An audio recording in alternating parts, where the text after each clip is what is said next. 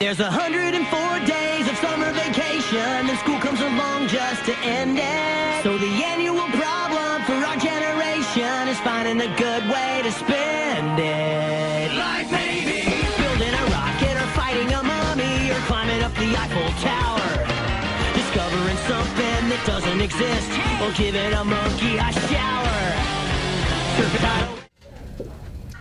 Good morning, guards. I'm Caitlin Whiteleg. And I'm Lauren Kubiak, and you're watching WGMS. The weather today is rainy with a high of 67 and a low of 47. So let's hope that the rain holds off for field day today. Yep, and I'm kind of getting hungry. Hey, Caitlin, do you know what's for lunch? Well, Lauren, for lunch today we will be having pepperoni calzone, chicken drumsticks, or bean burrito with queso. Attention all art students. All display work throughout the school has been placed on the table outside of the cafeteria. Please stop by and pick up your work from there. And all 6th grade girls track managers, please pick up your award from Coach Pryor. And now for our 2018-2019 school year student council officers. Our treasurer is Andrew Madlam. Our secretary is Kaylee Summers. Our vice president is Ella Smoker. And our president is Julia Baylog. And all students, please be sure that your locker is completely empty, and please do not bring your backpacks to 6th hour today. And for the last time of the year, now to the pledge. Thank you. Please stand for a moment of silence followed by the pledge. I pledge allegiance to the flag of the United States of America and to the republic for which it stands, one nation, under God, indivisible, with liberty and justice for all. Now back to the desk. Thanks, Caitlin. I'm Caitlin Whiteleg. And I'm Lauren Kubiak, and you're watching WGMS. Have a great day and a safe summer, guards. Attention all 6th graders. Go down to the gym as soon as they release you over the PA. And attention all 7th and 8th graders. Stay tuned for an optional video celebrating Grissom's 50th anniversary. Happy Last Day!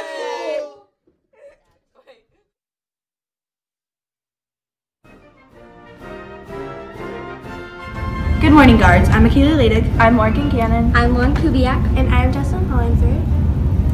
Today we will be going through our school's history in honor of Gus Grissom and our school's 50th anniversary of opening. In this video, we've interviewed teachers and alumni to learn more about our school's past and how our school influenced them to choose their college and pursue their career. On January 27, 1967, Gus Grissom sadly passed in the Apollo 1 mission, along with 2 other astronauts. This happened when a fire started in the pre-flight test. This video is in honor of him as a reflect of our school's history.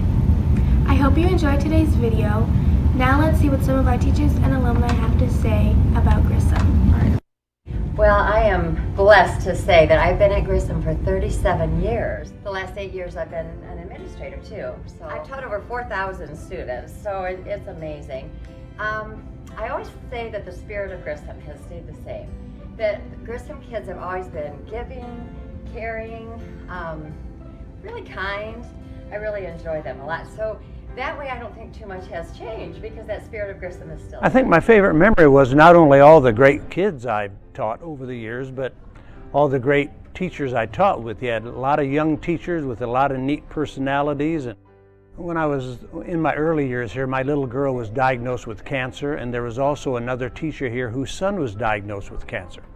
So it was about time we did something to try to raise money for Riley, and we did that starting probably about 35 years ago, and that's how it got started. So when I got a chance to work here, grabbed onto it, and I stayed here for almost 34 years. Had a chance to move on to some other places, but I had a lot of kids here I liked, and I couldn't figure a place would be better than this, so that's why I stayed. Well, I still work for Riley Children's Hospital. I'm the ambassador for Riley of St. Joe County, and I see that in the Commons area, we've raised about $250,000.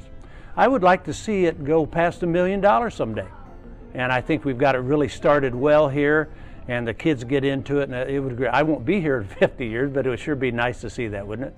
Great place. I still miss teaching. I mean, there are some favorite moments. I think this summer was very significant for me, and like just how it's created my character. And then Olympic trials that summer was pretty special too. Honestly, any time that I'm racing, just in my swimming life, any time that I'm at a swim meet, I learn so much. I remember, you know, back when I was in 7th grade, we had a basketball coach named Scott LaPlante. I don't know if he's still teaching, but I think he was a social studies teacher, and he was our coach, and he was a fantastic coach. He was always positive. He challenged us, and you know, we won a lot of good basketball games. We did a lot of travels, and that was where I think I really learned how to work hard for something that I would do. You know, that was pretty cool. What I remember most was, you know, all the good friends I had here. You know, kids that I grew up with when we went to Madison, and then we came here, and all the sports we played, and we were really good at that time. So, you know, it set up the track of what ended up being the next many years of my life, going to Notre Dame, playing football there, and playing in the NFL. So this was kind of a foundation for the next steps in my life. I played for the Cleveland Browns, the New England Patriots, and then I finished my career with the Detroit Lions.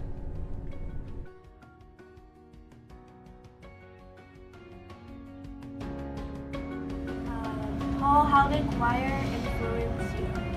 Like I said, Mrs. McBride and being part of the choir here at Grissom really helped and laid a foundation and a love of music. I enjoyed performing, and this is where I really got like my first opportunity to perform in front of anybody.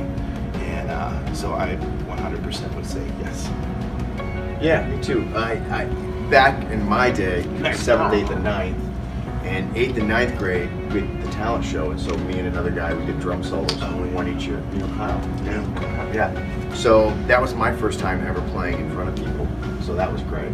And then they would let me do the snare drum on some of the like the Christmas shows or whatever. Yeah. They'd let me play drums because they knew I could play drums. Right. And then in like English class, one day they let me set up drums and play. So, I mean, they were very not only the choir, but just Grissom in general. In general, it was very like they wanted us to do what we did. Yeah.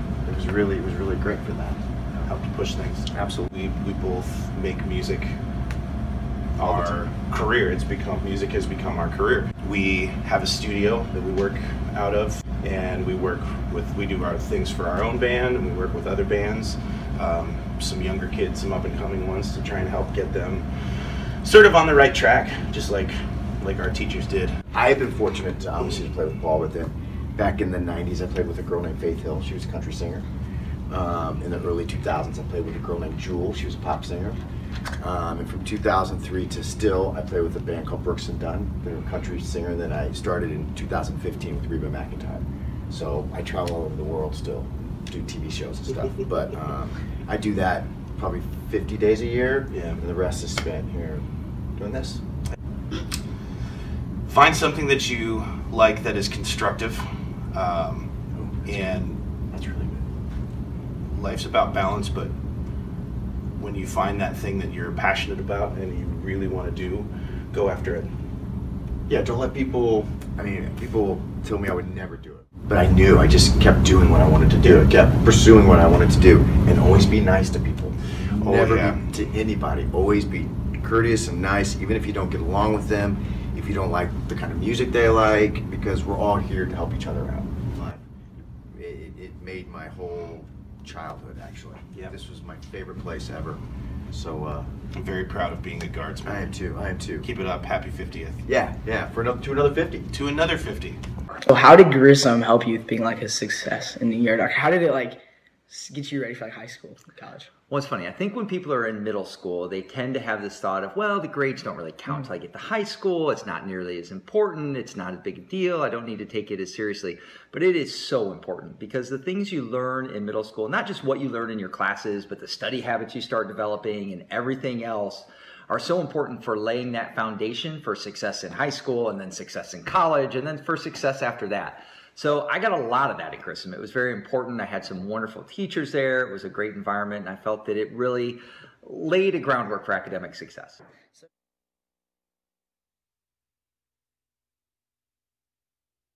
was a great school. It was all brand new. But I just remember it was interesting because it was just such a new experience for me. Actually, Mr. Mark was my typing teacher, and he was just a great guy. He was. And then we also had Mrs. Shurkin. I'm pretty sure she was like a home ec teacher. So those two were the ones I remember the most. One that stand out the most that probably have influenced my career were the actual teachers at the school at the time, and also the principal. We had some really good times on the basketball floor too.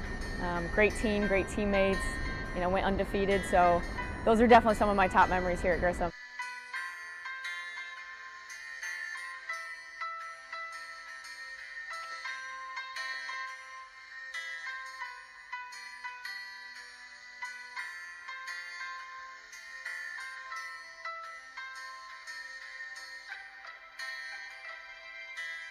Obviously playing for Notre Dame and representing the university on the basketball floor was one of my goals, and just super, super proud to accomplish that.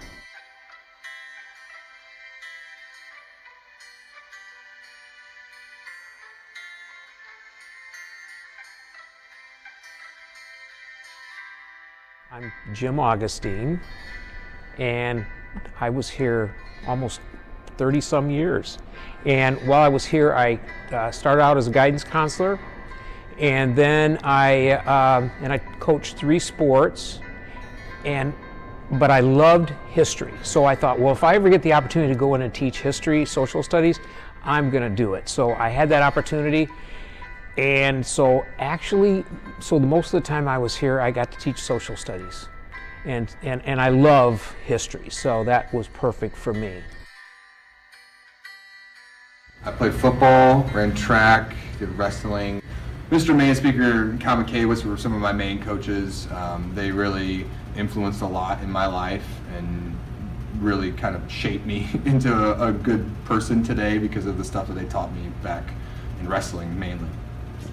Thinking back to Grissom being in high school, you realize that those friends are so meaningful for you when you keep going on in life. And so those lifelong friends will really teach you a lot about yourself and kind of guide you through life. So definitely make the most out of the friends that you meet. So Grissom, the one thing I always loved about Grissom is we were the boonies, we were the people coming from the country. So when you guys go to high school, you're meeting up with all these other middle schools, and what's weird is, you compete with those middle schools when you're, in the middle schools. And so when you come up and you start to assimilate and be together as friends, I highly recommend getting to know as many people from those middle schools, that you can while you're here, because it's an interesting mix, Grissom, I feel like, always has more pride, and I'm not bashing other schools, Schmucker, but I feel like Grissom has a lot of pride, and I feel like that's one thing that I've always taken from this middle school. The time I was there, and probably still now, I mean, it was the greatest middle school in the state. So, but my fondest memories are my relationships with the teachers and the kids. You know, Miss Grossnickel and I are very, very good friends, and Mrs. Campoli.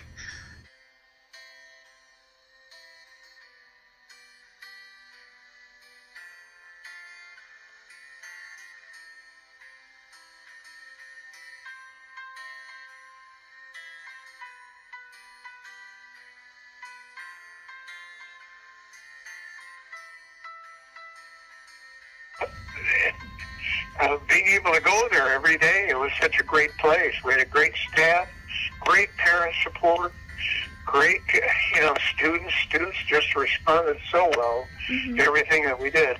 I think of the greatest thing that ever happened to us, that we changed from 7, 8, 9 to 6, 7, 8, and finally we were able to do things to serve the needs of kids at that